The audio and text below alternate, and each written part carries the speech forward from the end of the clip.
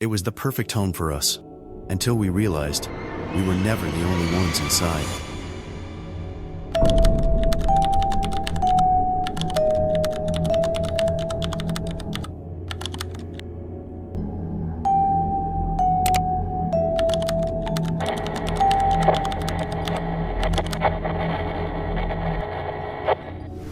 I had just moved into a new house with my girlfriend. It was a small place, nothing too fancy, but it felt like a good fresh start. The house had this weird layout though. Like the hallway was too narrow and there were these random closets that didn't really make sense. Like one was way too deep but nothing could really fit in it except maybe a broom or something. The first few days were normal, just unpacking, setting things up, getting used to the creaky floors and the old pipes.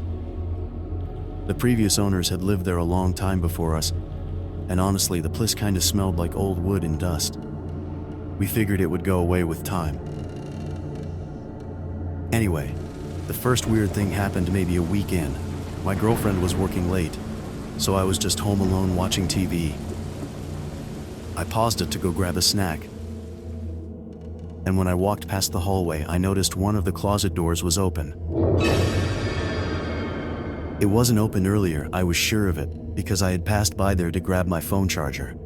I walked over thinking maybe I forgot to close it, and as I did, the door just slowly swung shut, like really slowly, like someone was pulling it, but no one was there. I just froze and waited to see if it would latch or something, but it just stayed barely cracked, like an inch open. Later that night, when my girlfriend got home, I told her and she kind of laughed it off, but I could tell she thought it was weird too. Over the next few nights, more small stuff started happening. We'd hear footsteps upstairs, even though we were both in the kitchen, or little tapping sounds coming from inside the walls. It wasn't like mice. It sounded too deliberate, too steady, and sometimes at night the hallway light would flicker, even though it was a brand new bulb. It was like the house didn't want to settle, like it was alive or something.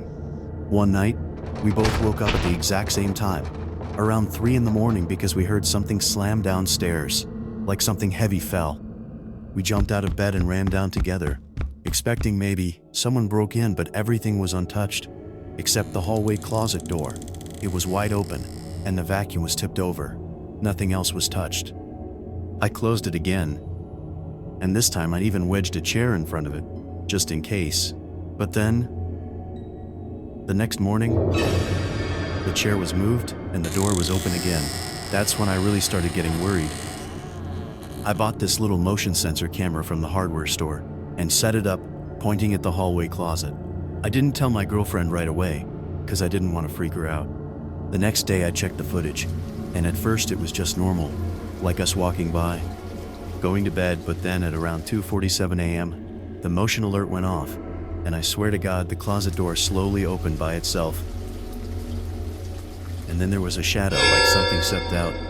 It was just a flicker, like it moved across the hallway and then nothing. I finally showed her the video, and she turned white. She didn't say much, except we needed to get out for a few days. We stayed at her parents' place that weekend, and while we were gone, I got a call from the neighbor across the street. Hello? She said she noticed someone walking around inside our house late at night. We called the cops, and when they went in, the house was empty, but the closet door had been ripped off the hinges, like from the inside out. We never moved back in, left everything behind. I still have the footage on my phone, but I don't like watching it. It's not just the shadow or the door. It's the feeling I get when it opens, like whatever was in there just knew it was being watched and wanted to come out anyway. After the police swept the house, they told us there was no sign of forced entry, no prints, no DNA, just the broken closet door and a space in the wall behind it that looked like it had been used.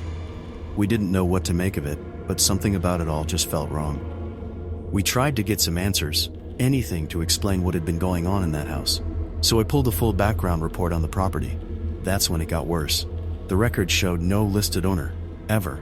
No purchase history, no sales, nothing. I started asking the neighbors. Most of them had lived here their whole lives. But when I asked about our house, they all said the same thing. I don't remember anyone ever living there. One woman even said, "I thought it was abandoned." That made no sense. When we moved in, the house had already been fully furnished.